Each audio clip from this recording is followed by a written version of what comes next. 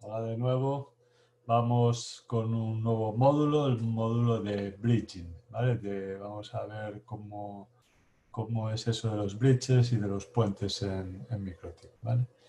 Dejar que comparta la pantalla.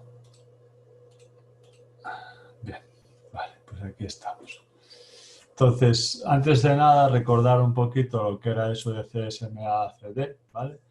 Después en la parte de wireless veremos lo que es el CSMA-CA, que es el primo del CSMA-CD, pero para wireless, ¿eh? Y ahora vamos a ver el protocolo que se utiliza para las redes Ethernet, ¿eh? ¿Cómo funciona básicamente una red Ethernet? Hay que pensar que antes de que existieran switches, lo que teníamos eran hubs, concentradores, ¿vale?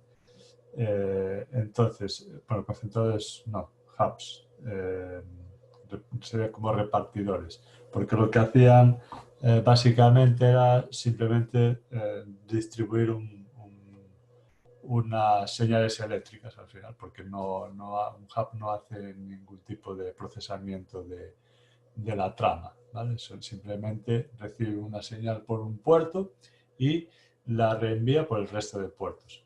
Entonces, lo que se utilizaba era pues, para hacer redes Ethernet antiguamente estos hubs, y lo que se utilizan ahora los bridges es pues, para hacer intercambio de medios, pues para pasar de una fibra a un Ethernet, para pasar del wireless a hacer un bridge con un Ethernet o con una fibra, etc. Entonces, esto de CSMA-CD funcionaba de la siguiente manera. Yo soy una interfaz, ¿vale? Una interfaz que estoy conectada a un cable de red y conectada a un hub. Entonces, lo que hago, tengo un paquete, una trama lista para transmitir, pues lo que hago es, voy a escuchar, ¿vale? Escucho. Si hay transmisiones, ¿vale? Si es como una regla de educación, si hay alguien hablando, pues yo me callo y espero, ¿vale? Entonces, si hay transmisiones, espero. Cuando no las hay, hablo, ¿no? Entonces, empiezo la transmisión, ¿vale? Eso sería la parte de CSMA. Es acceso múltiple por escucha o detección de portadora, ¿vale? Al mismo tiempo que estoy transmitiendo, también estoy comprobando si hay otra transmisión, si hay alguien que está transmitiendo mientras lo estoy haciendo yo. ¿Por qué? Porque si alguien está transmitiendo al mismo tiempo, automáticamente hay un choque, ¿vale? Hay una colisión. Y en ese momento ya nadie, o sea, todo lo que haya en el medio, estamos hablando de que estamos utilizando un medio físico, ¿vale? Común. El medio es el mismo para todos. O sea, la parte por donde están viajando las tramas es la misma, ¿vale? Que es ese concentrador y todo ese circuito que hace el concentrador, que es el mismo, ¿vale? Entonces, ¿qué pasa cuando detecto una colisión? ¿Qué es el CD? Lo que hago es pararme, callarme, ¿eh? Y tengo un contador aleatorio de tiempo, ¿vale? Para mantenerme callado. Entonces, yo me callo y hay un contador aleatorio de cada vez que me mantiene callado un tiempo, ¿vale? Entonces, como los demás que estaban transmitiendo también les ha sucedido lo mismo, pues están un tiempo callados, y como es aleatorio ese tiempo, pues no vamos a empezar a hablar al mismo tiempo otra vez todos, ¿vale? Si vuelvo a tener o sea, si cuando yo intento transmitir una vez pasado ese tiempo, vuelve a haber otra colisión, ¿qué sucede? Que vuelvo, ese contador que tengo se multiplica por 2. Si vuelvo a intentar, por 4, y así sucesivamente, para evitar, bueno, pues poder transmitir algo por muchas colisiones que hay. ¿Qué problema tenemos con esto? Bueno, que esto funciona para redes con no mucha densidad. Si hay una cierta densidad de host, pues claro, al final las colisiones son inevitables. Hay que pensar que estamos viajando, o sea, perdón, que estamos enviando esas tramas prácticamente a la velocidad de la luz. Entonces yo puedo estar enviando, o sea, escuchando, no oigo nada, y al mismo tiempo otro también puede estar escuchando al mismo tiempo, y empezar los dos prácticamente a transmitir al mismo tiempo y generar una colisión. Entonces, bueno, es un método que funciona, que nos ha llevado hasta aquí, pero bueno, ahora pues digamos que sigue funcionando, sigue igual, pero ese dominio de colisión, lo que hacemos es romperlos con bridges, para que no haya tantos dominios, o sea, no haya tantas colisiones, ¿vale? Entonces, un bridge, os decía antes que lo utilizamos entre otras cosas, y así nacieron para el propósito de unir diferentes tecnologías, ¿vale? Miráis aquí, por ejemplo, tenemos un ordenador portátil conectado por wireless de manera inalámbrica y un PC un ordenador normal conectado por la LAN. Son tecnologías totalmente diferentes, ¿vale? Lo que nosotros llamamos router, ¿vale?, que nosotros tenemos utilizado en nuestra cabeza, realmente es un equipo multidispositivo, no es solo un router, ¿vale? Un router es un equipo que enruta, que tiene dos o más redes y une esas redes entre ellas. Eso es un router. Pero lo que nosotros tenemos en casa, o las oficinas o demás, son equipos multidispositivos y tienen switch, normalmente, o algunos tienen chip de switching, tienen bridge, tienen una interfaz inalámbrica, tienen interfaces Ethernet, tienen la parte de routing, de firewall, de calidad de servicio, bueno, tienen múltiples cosas. Pero básicamente, centrándonos en este ejemplo, nosotros tenemos aquí una interfaz wireless que electrónicamente e incluso físicamente, si lo miramos en la placa, es diferente a lo que es la interfaz Ethernet. Entonces, eso lo tenemos que unir de manera lógica, porque de manera física no se puede. Son tecnologías diferentes, funcionan de maneras diferentes. Entonces, ¿cómo lo hacemos? ¿Cómo lo unimos de manera lógica? Con un bridge. Creamos un bridge y decimos que a partir de las interfaces wireless e interfaz LAN forman parte de este bridge, ¿vale? Bien. Entonces, lo más importante que tenéis que quedaros de este módulo es que una interfaz que forme parte de un bridge es como si dejara de existir, ¿vale? No tiene entidad propia. Quiere decir que no va a poder tener un servidor de HCP, no le voy a poder poner una regla de firewall, no le voy a poder poner un ateo, ¿vale? Todo eso, todo lo que yo quiera hacer, tiene que ser al bridge. Si yo pongo una interfaz en un bridge, a partir de ahora la única interfaz es el bridge. Yo puedo tener una interfaz, mirad como este caso, puedo tener la interfaz LAN, la interfaz wireless, pero la única interfaz que va a ser administrada y que va realmente a hacer todo el juego de enrutamiento, de switching o lo que haga la interfaz, va a ser la interfaz del bridge, ¿vale? Importante, recordad, cualquier interfaz que pongamos dentro de un bridge, para nosotros deja de existir y a partir de ese momento las configuraciones todas al bridge. Aquí os he puesto un ejemplo y he añadido, mirad, una interfaz Ethernet, la 5, una interfaz wireless, la WLAN. He creado una VLAN también. He creado un túnel EOIP y he creado un túnel incluso VPLS, ¿vale? Mirad qué cantidad de interfaces físicas y lógicas podemos meter dentro de un bridge, ¿vale? No tienen por qué ser interfaces físicas solamente. Entonces, todas estas interfaces, que son, como veis, 5 interfaces, nosotros, a partir de ahora, solo vamos a tener una única interfaz, que es el bridge 1. Todo lo que hagamos nosotros tiene que ser en el bridge 1. Le ponemos una dirección IP al bridge. Ponemos un servidor de HTTP al bridge, ¿vale? Y eso va a afectar a todas estas interfaces que van a funcionar a partir de ahora como si esto fuera un switch. Como si tuviéramos un switch entre la interfaz 5, la wireless, la VLAN. Incluso podemos tener la interfaz 5, la interfaz 4, la interfaz 3, todas las interfaces que queramos, ¿vale? Y funcionaría como si fuera un switch, ¿vale?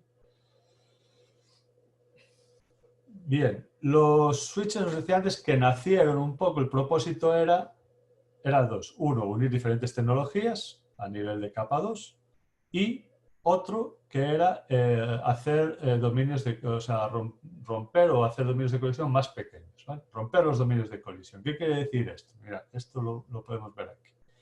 Nosotros aquí tenemos esto, pensar que sea un hub. Todos estos PCs ¿vale? Son pues, 4, 8, 16, ¿vale?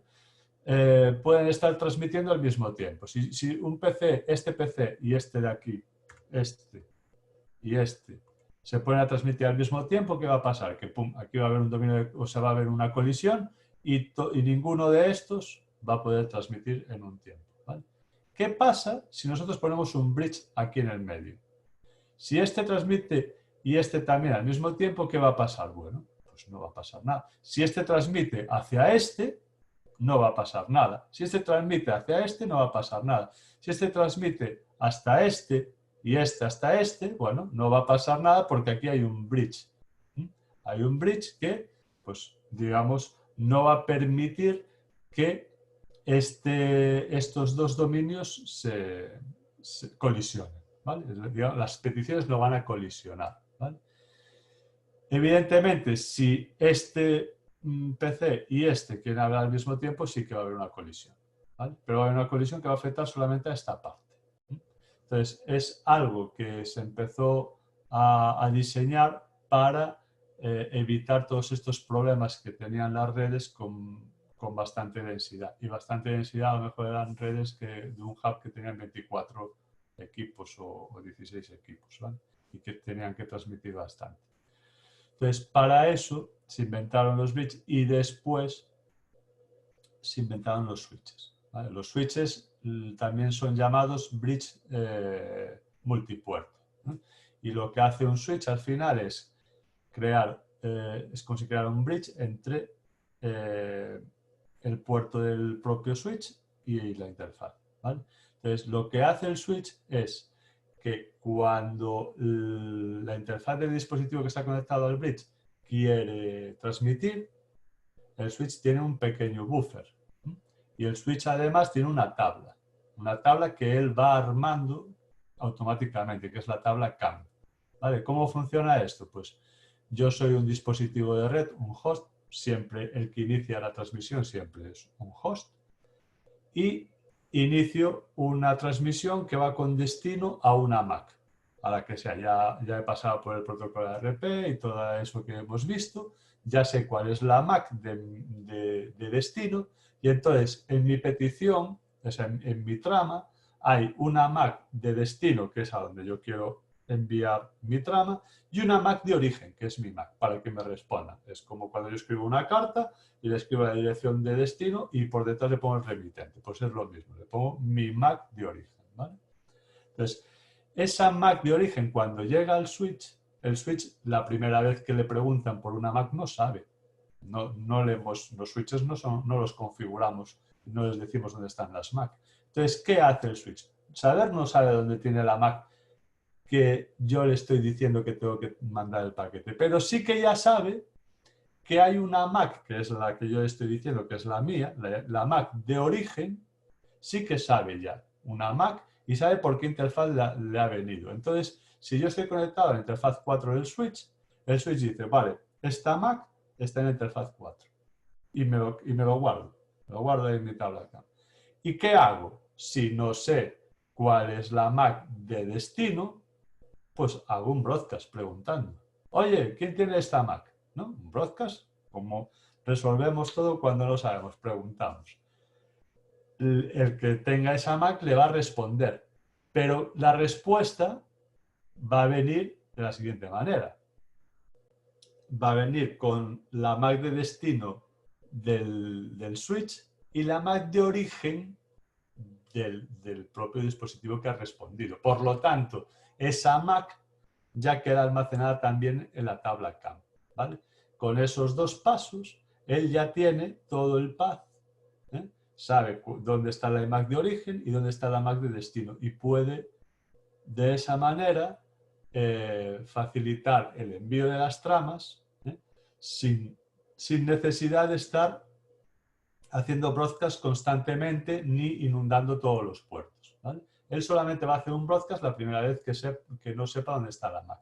Para la siguiente trama, que yo le envíe, como ya va a mirar en su tabla CAN, directamente va a coger y va a mandar la trama al puerto 16, que era donde estaba la otra, ¿vale? ¿Qué hacemos con todo esto? Bueno, pues primero que hay un pequeño buffer para, pues sabéis que esto necesita un poquito de tiempo de procesamiento. Por muy rápido que sean los procesadores, siempre hace falta un poco de tiempo. No es instantáneo como un hub, que lo único que hace es replicar y ya está, ¿vale? Pero en contrapartida nos garantizamos que no va a haber una colisión nunca, ¿vale? ¿Por qué no va a haber una colisión nunca? Porque un switch tiene la capacidad de recibir por cada uno de sus puertos una solicitud de trama, no tiene ningún problema, porque él las va analizando individualmente. Entonces las analiza y las ejecuta, ¿vale? No hace una replicación y ya está, que es el problema de las colisiones. No es el mismo medio compartido, ¿vale? Entonces, al no ser el mismo medio compartido, no hay colisiones. Lo que puede pasar, por donde petan, por decirlo así, los switches, es cuando hacemos una tormenta de broadcast y cuando empezamos a mandar broadcast de uno a otro. Lo típico que sabéis, que enchufamos un puerto del switch a otro puerto del mismo switch con un cable, ¿y qué va a pasar? Pues que imaginaros que siempre hay broadcast, en las redes siempre hay broadcast. Entonces, el primer broadcast que entra, o sea, que sale por el puerto 6 y entra en el puerto 8, por ejemplo, ¿no? Pues claro, ese broadcast se replica otra vez y lo vuelve a enviar por el 8 al 6 y del 6 al 6, y entonces al final lo que acaba es que la CPU al 100%, ¿vale? Muy rápidamente. Es por donde los switches petan. Entonces, para eso tenemos el Spanning Tree Protocol y activarlo para que cuando detectamos que tenemos dos caminos para llegar al mismo destino, deshabilitamos uno y lo tenemos como failover o lo tenemos, bueno, hay varias técnicas, ¿vale? Para el Spanning Tree.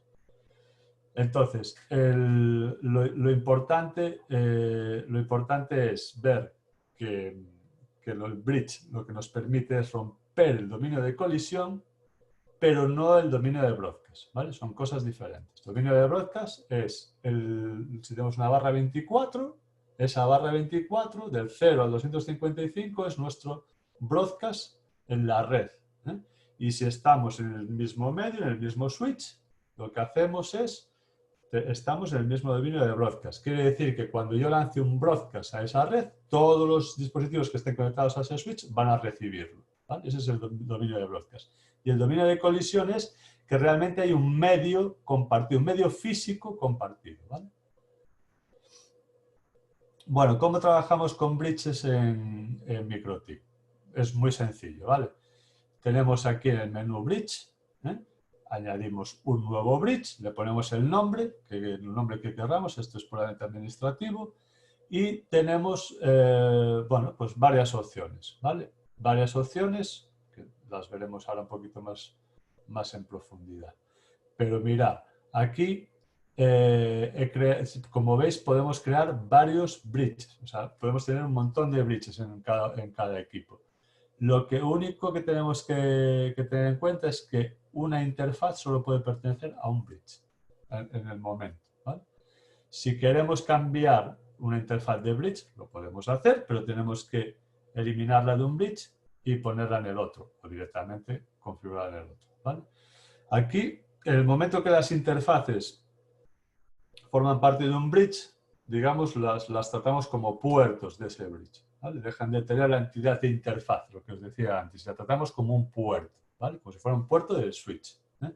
Los puertos de los switches, sabéis que no tienen una configuración independiente cada uno de IP y demás, ¿vale? Porque son interfaces, perdón, son puertos de un único switch, de un único bridge, llamémoslo así, ¿vale? No es exactamente igual un bridge como lo estamos viendo ahora, que un switch. Aunque sí que podemos hacer nosotros aquí, o sea, la diferencia, para explicaros un poco, la diferencia que tenemos entre un switch real y un bridge, que estamos haciendo ahora aquí en MikroTik, es que el bridge lo estamos haciendo de manera lógica, por software.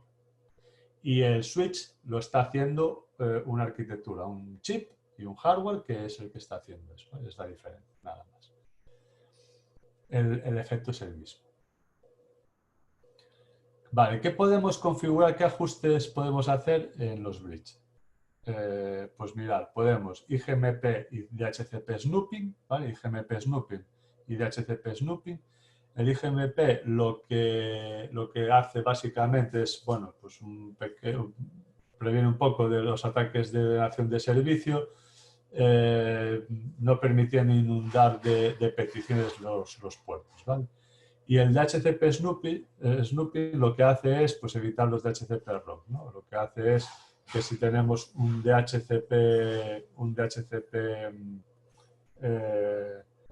o sea, un cliente hace un DHCP Discover, ¿vale? Ese va a pasar por todos los puertos, pero los DHCP Offer, que son los que hace el servidor ofreciendo esa configuración de direccionamiento IP, solamente lo vamos a dejar pasar en los puertos que nosotros digamos. De tal manera que si alguien nos enchufa un router, cualquiera doméstico, y está configurado para dar DHCP, las peticiones le llegarán, pero él no va a contestar nunca, ¿vale?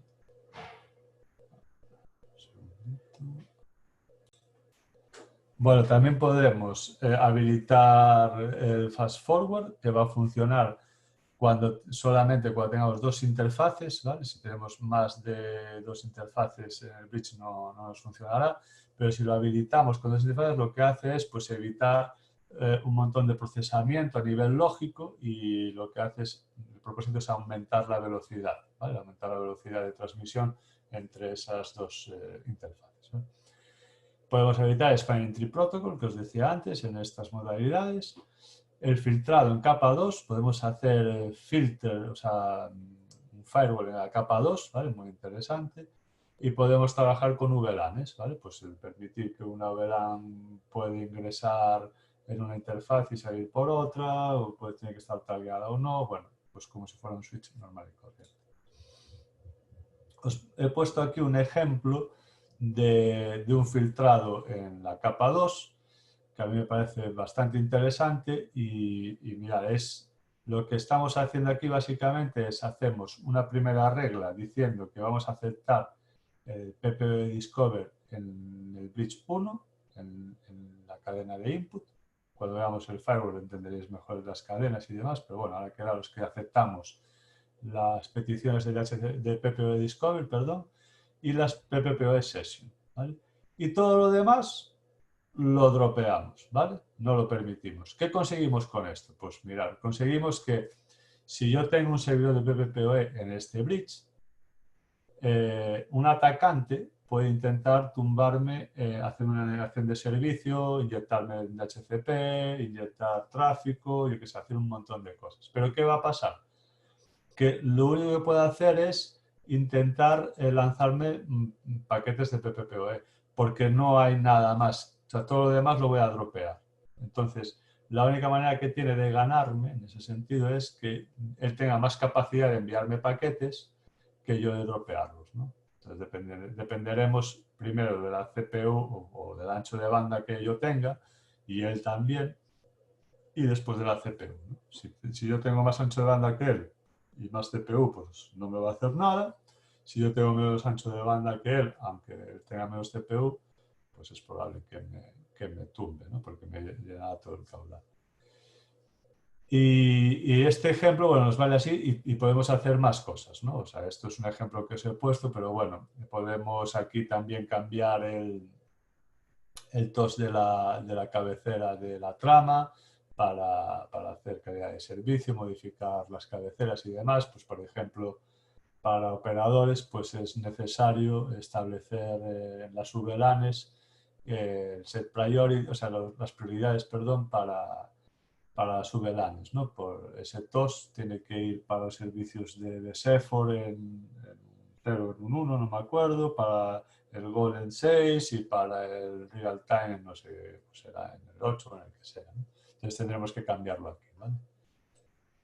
Bueno, esto es un poco, es un módulo rapidito, sencillo, que daros lo más importante de esto es que todas las interfaces que metamos en un bridge dejan de tener entidad, ¿vale? No podemos configurar, de hecho ya lo veréis, si intentamos configurar, mirad, puedo poneros aquí un ejemplo.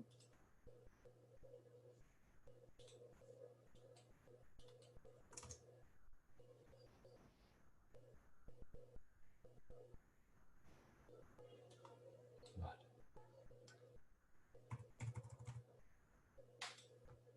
voy a hacer un bridge y voy a poner... Mirad que yo ahora estoy conectado a la interfaz 2. Si le pongo la interfaz 2, ¿qué va a pasar? Yo estoy conectado por la MAC. Mirad qué MAC es. 4C, 5E, 0C, B5. Acaba en B5, ¿verdad? Pues mirad, los bridges me van a coger una MAC que tenga la primera interfaz que yo ponga aquí en el ports, ¿vale? Entonces, si le pongo la interfaz 5 tenía esta MAC y veis que MAC tiene ahora la interfaz de bridge, ¿verdad? 4C, 5E, bueno, la misma, ¿no? Si yo ahora le pongo la interfaz 2, ¿qué va a pasar?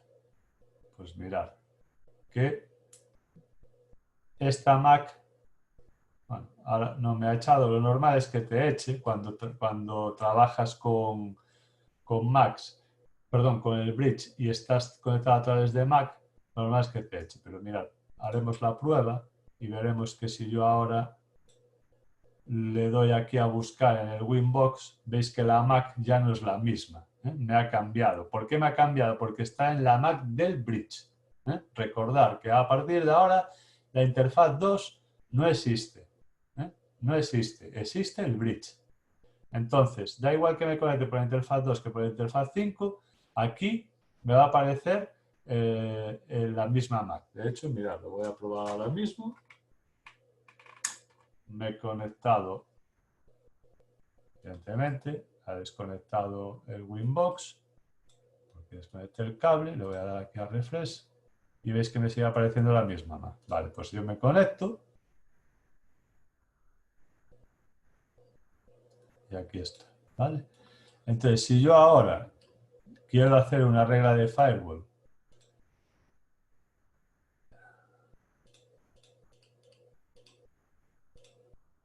y le digo que, pues por ejemplo, en la interfaz 2, mirad qué me dice. No es posible cuando la interfaz es slave, pues el slave significa que veis que aquí pone una S de slave, que es una interfaz esclava, o sea que pertenece a un bridge. Si yo me voy a bridge, me voy a ports, efectivamente aquí está, ¿vale?